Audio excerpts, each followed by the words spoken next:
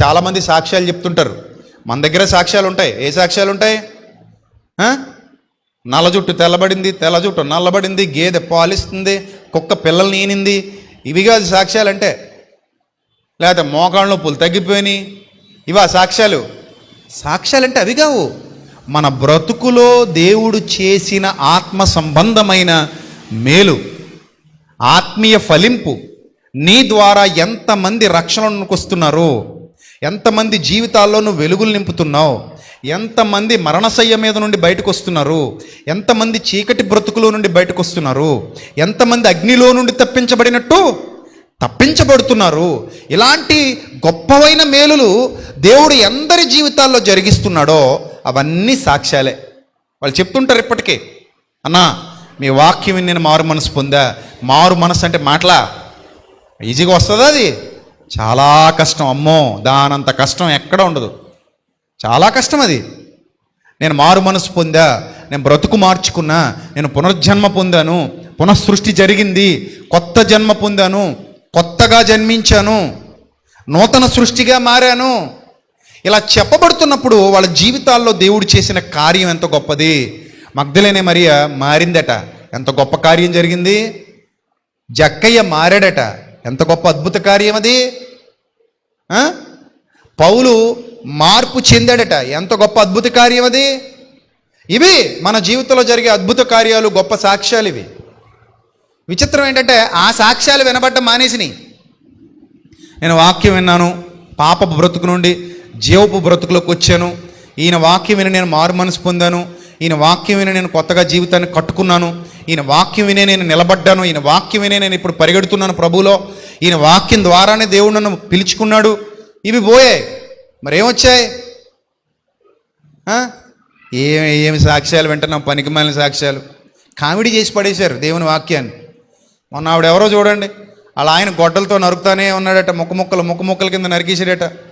ఆవిడ సాక్ష్యాన్ని ఎంత కామెడీ చేసేస్తున్నారు ఇప్పుడు సోషల్ మీడియాలో. ఎందుకు అలాంటి పనికిమాలిన మాటలు? చెయ్యి ఊడిపోయి ఎక్కడో పడిపోయిందట, కాలు ఊడిపోయి ఎక్కడో పడిపోయిందట, వెన్నుపూస మీద వేసాడట, పీక మీద వేసాడట. అది ఏమైనా గొడ్లా లేకపోతే సూది పిన్న? అంత అలేసైతే మనిషి బతుకుతుందా? చచ్చిపోద్దు కదా. దేవుడు మళ్ళీ పరలోకం నుంచి వచ్చి మొక్కలని కలిపి కుట్టిసాడా? పనికిమాలిన మాటలు, అవసరం లేని మాటలు, వ్యర్థమైనవి అన్నమాట ఇవన్నీ. సో సోషల్ మీడియాలోకి వెళ్ళడం వల్ల ప్రభు నామానికి ఏమొస్తుంది? అవమానం వస్తుంది. ప్రతోడు ప్రభువుని గురించి తప్పుగా మాట్లాడే అవకాశం ఇస్తున్నారు ఇలాంటి వాళ్ళందరూ కూడా. మనం ఖండించకపోతే అందరూ ఇలాంటి వాళ్ళే అనుకుంటారు. తప్పయ్యా, మాకు సంబంధం లేదు, ఇలాంటివి ఆవిడేదో మానసిక రోగై ఉంటుంది, లేకపోతే ఏంటి ఇవన్నీ, లేదా భ్రమలో ఉండుంటుంది, కల్పిత ఊహల్లో బతుకుంటుంది అని చెప్పాలి. సో కాబట్టి సాక్ష్యం అనగానే మన బ్రతుకులో దేవుడు ఆత్మీయంగా చేసినటువంటి గొప్ప మేలు, మన బ్రతుకులో దేవుడు తీసుకొచ్చిన మార్పు, అది గొప్ప సాక్ష్యం మన జీవితంలో కదా. పౌలు గారు తన జీవితం అంతా సాక్షిగానే బతికారు. ఏమని చెప్పుకున్నారు సాక్ష్యం? మీరు కావాలంటే పౌలు గారి పత్రికలు చదవండి, ఎక్కడ చూడండి ఆయన చెప్పే సాక్ష్యం ఒకటే. నేను పూర్వం ప్రధాన పాపిని, నేను పూర్వం దోషకుణ్ణి, నేను పూర్వం హింసకుణ్ణి, నేను పూర్వం హానికరుణ్ణి, సంఘమును అపరిమితముగా హింసించిన వాడిని, జాలి దయ కరుణ లేకుండా బ్రతికిన వాడిని. అలాంటి నన్ను ఆయన అపారమైన కృపచేత ఎన్నుకొని నన్ను పిలిచి తన గొప్పదైన పనికి నన్ను బాధ్యతగా అప్పగించి అపోస్తలుడిగా నియమించిన నా దేవునికి నేను కృతజ్ఞత చెల్లిస్తూ ఆయన పనిలో వాడబడుతున్నాను. అపోస్తలుడిగా ఉండుటకు నన్ను ఎన్నుకున్న నా దేవునికి నేను కృతజ్ఞతాస్తుతులు చెల్లిస్తున్నాను అని తన సాక్ష్యాన్ని పదే ప్రకటిస్తూ వచ్చాడు.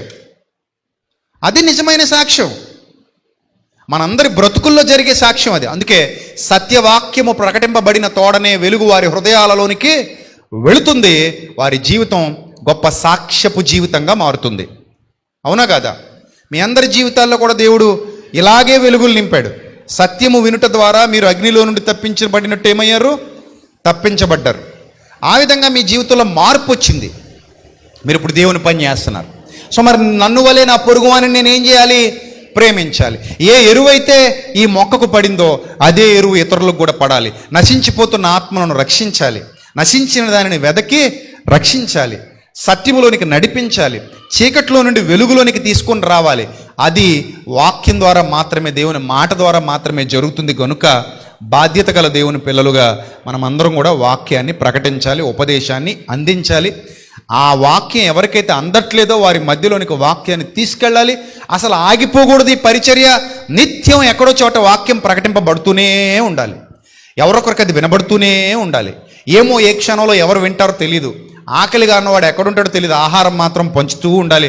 ఆకలి ఎవడికి వేస్తాడు తింటాడు. దేవుడు అక్కడికి నడిపిస్తాడు వాడిని, దేవుడు అక్కడికి పిలిపిస్తాడు, దేవుడు అక్కడికి తీసుకొస్తాడు. నువ్వు మౌనంగా ఉంటే దేవుడు తీసుకొచ్చినా, దేవుడు పిలిపించినా, దేవుడు నడిపించినా, నువ్వు మౌనంగా ఉన్నప్పుడు వాడికి ఏమీ వినబడదు, వాడు మారడు.